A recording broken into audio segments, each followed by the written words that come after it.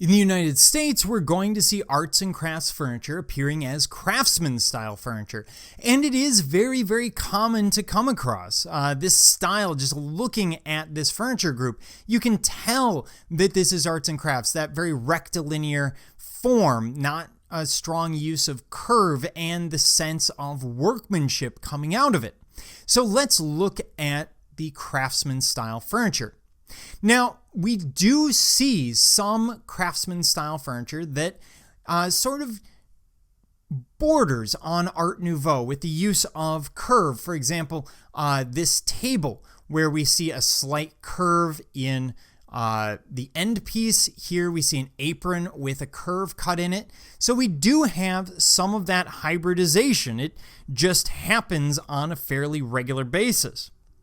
But a lot of what we're looking at is going to be heavily influenced by two groups, Stickley and Roycroft. Now, I'm not going to get into Roycroft as much. They are going to produce American arts and crafts furniture, but I'm going to focus here on Stickley because you will come across that name quite regularly when you're working with Art Nouveau arts and crafts, and many of these manufacturers still exist to this day in some form, but they're going to be highly influential, specifically their catalog that they send out. And of course, people are trying to create this sense of a home with a single unified style in that arts and crafts ideal. Now, Stickley is actually Stickley Brothers, or starts as Stickley Brothers in our time period up to 1890. That's Gustav, Leopold, J. George, Albert, and Charles. And they will create Stickley. That will break up, and we will see the craftsman shops out of Eastwood, New York, Stickley Brothers out of Grand Rapids, Michigan, and Stickley and Brandt out of Binghamton, New York.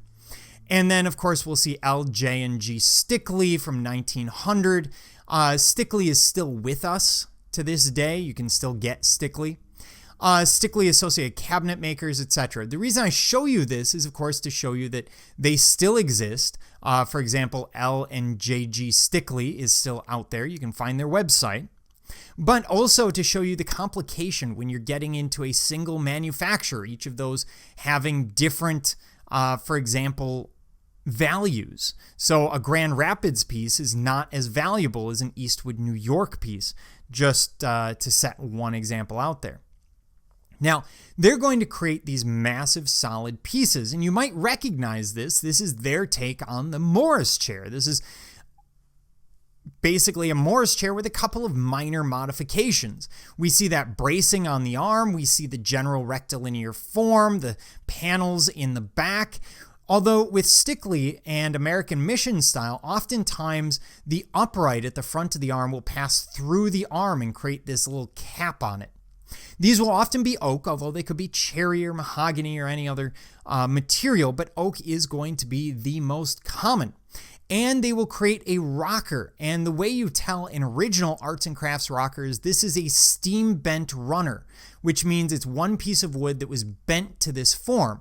Whereas cheaper rockers, they take one piece of wood and cut out the form, so they are more apt to break because the grain back here will go this way and snap off quite easily. When we look at other forms, such as desks, again, you can see that this is going to be oak. We have that rectilinear form once again that kind of gives us that mission style form. Although mission style is a marketing element, it is a name of a certain style of furniture that one manufacturer puts out. We have a simple decorative fixture on the front, but you'll notice nothing too over the top. It's primarily pragmatic, and it's about the workmanship that goes into it.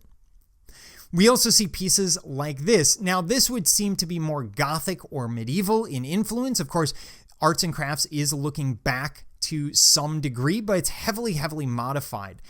Here with the four legs coming up into that stool seat using the octagonal seat. But again, very rectilinear forms, some curve, but looking at it, it's overall rectilinear. You will also commonly see these massive gate legs. Now, this is an example in what appears to be cherry, but you'll see it in a couple of other woods, mahogany and occasionally oak. And what you have is a massive drop leaf with a gate leg that swings out. And in many examples, it will actually accept between 4 and sometimes even more leaves going down the middle, which means you have a table that seats 4 when it's folded like this, but seats probably 12 plus when you fully extend it. And this is very typically stickly. This is the sort of thing you would find in a farmhouse or at an antique mall and no one knows what it is. Look for the mark underneath it and you will know. You can always look at the mark and read it and then do a Google search and find that mark, find out who made it. Now, stickly, of course, is looking at creating their own style. And while it has some mission aspects, it's very, very arts and crafts. And we'll get to mission in a second. So in their catalog, they would put out illustrations like this, showing the idea of all of their pieces together, creating a single whole. And in this case, you see that instead of wood paneling, we have niches cut into the wall of different heights and sizes.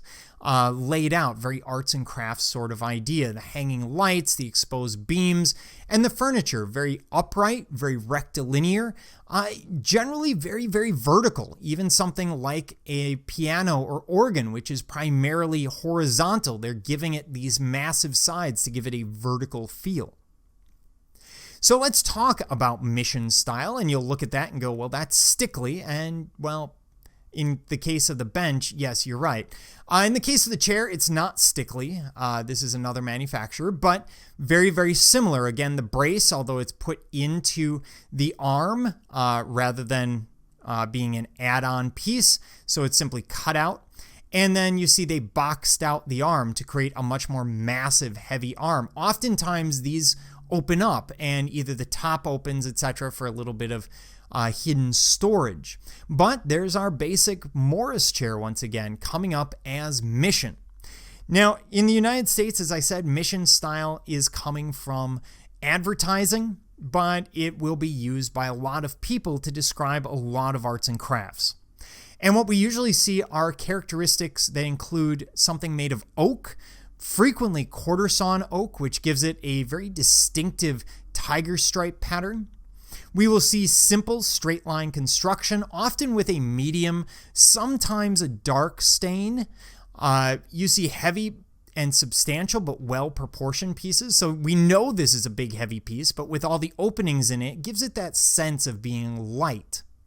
We see almost no ornamentation on mission style. So you won't see sort of reliefs, etc. Everything on it is going to be pragmatic.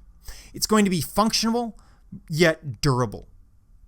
And so it would fit into our arts and crafts home because it fits the general arts and crafts aesthetic.